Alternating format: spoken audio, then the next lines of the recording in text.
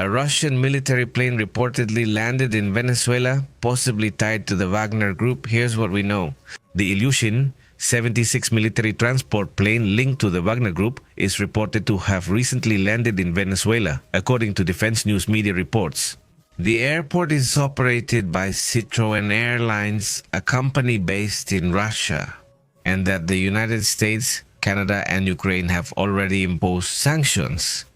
And this move, according to the intelligence of these countries, would be related to the Russian military. The move comes days after Nicolas Maduro publicly requested Russian military support. He also sought military support from China and Iran. This comes amid the growing presence of United States military forces in the Caribbean. United States media consider the landing of the Ilyushin 76 to be a clear sign of an attempt by Moscow to strengthen its military influence in Latin America. The Wagner group, although officially disconnected from the Kremlin since it had the issue with Prigozhin, with the leader of the Wagner group who has already passed away, it's now clear the Wagner group still works for the Kremlin.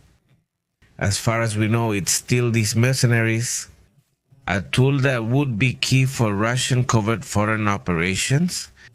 When they don't want it to be said that it's Russia, that Russia is the one acting, they use the Wagner group, but now everyone knows it's them.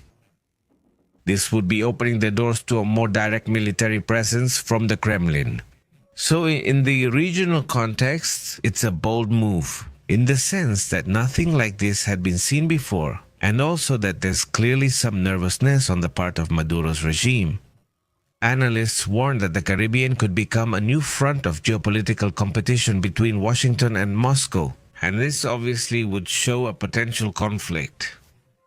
The international community is closely monitoring this deployment. Obviously, from a military point of view, Venezuela doesn't have much to do. But maybe the interests of the Kremlin, the interests of Beijing, or even the interests of Tehran itself could also be involved. Another side of the scale that somewhat balances the situation in favor of Maduro's regime. The international community continues to react slowly on this issue. And the truth is, no one really knows what that plane was carrying. It's not known if it had people from the Wagner group, let's say operatives, or if it was carrying their weapons. What exactly was it transporting? Or also, are they leaving? We have to remember that the Wagner group already controls some mines over there in Venezuela. Could it be that they're leaving? That could also be another possibility that might happen. What's happening now? What was taken there? Did they unload weapons? Did they unload personnel? We have to remember that Maduro's own guard also has members of the Wagner group. That's another topic we should analyze. Is Maduro planning to make a move or leave too? From Venezuela? We'll have to analyze if United States intelligence has information. Are they going to share it? That happens while obviously there's an intensification between the United States and Venezuela, but also because of the intensification of criticism against NATO that has come from the Venezuelan government.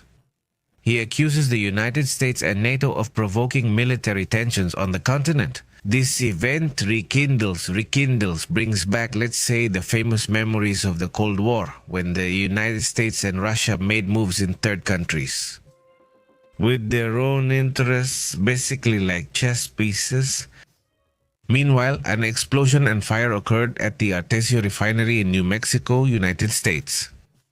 Obviously, in the face of this explosion, in the face of this event,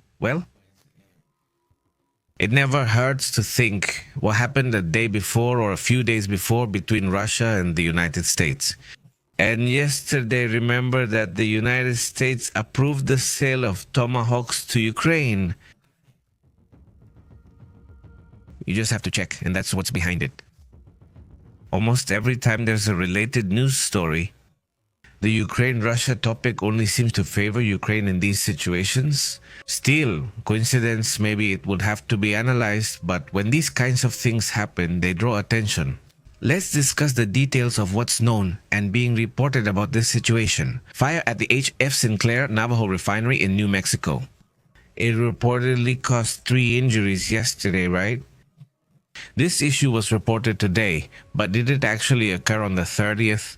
So basically just hours after the United States made this announcement. I mean, regardless, it still needs to be investigated, right? What was the incident?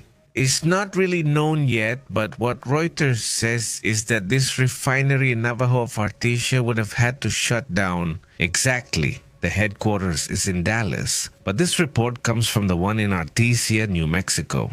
And according to what the Bulletin La Información nada más says, it reveals that there are 3 injured people and they are investigating why the fire happened.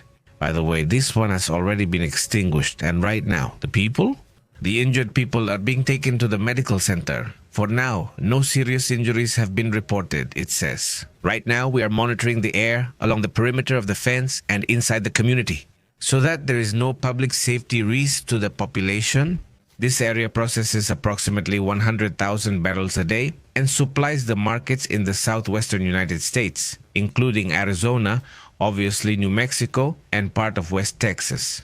So, well, obviously this refinery is extremely important. Meanwhile, in the Baltic Sea, once again, another spy plane is intercepted by NATO, a third Russian spy plane in just the last 3 days. According to the official report, the incident occurred near Polish airspace, where the plane was flying. It was flying without a flight plan or a transponder. The aircraft was detected over the Baltic Sea, a highly sensitive region in the context of these tensions between Russia and NATO. The aircraft was detected, and obviously, Poland reacted by activating the 2 M and G fighter jets. This was to intercept the Russian plane in a quick and coordinated action under NATO alliance defense protocols. Polish authorities stated that the Russian plane did not violate national airspace, but they emphasized their readiness to respond to any provocation, remaining in full combat readiness. On social media, the Operational Command El Polaco highlighted, "We thank the Air Force for their professionalism and vigilance." This in a post that emphasizes the level of confrontation they have right now. Rosie, let's say it, no, it's not a confrontation as such, but there have been tensions happening over the past 72 hours. Basically, there have been 3 incidents in the Baltic Sea with Russian planes. Once again, an escalation in that sense. However, NATO indicates that the flights so far are heading toward Kaliningrad. They are usually carried out with transponders activated, and now they are turning them off for some reason to mess with NATO, I guess. Some NATO member countries have started invoking Article 4 again, which allows for consultations between allies in the face of possible security threats. Well, we continue to report in detail on how this escalation of movements is going, especially movements in aviation and also in naval matters. Let's move on to another important matter.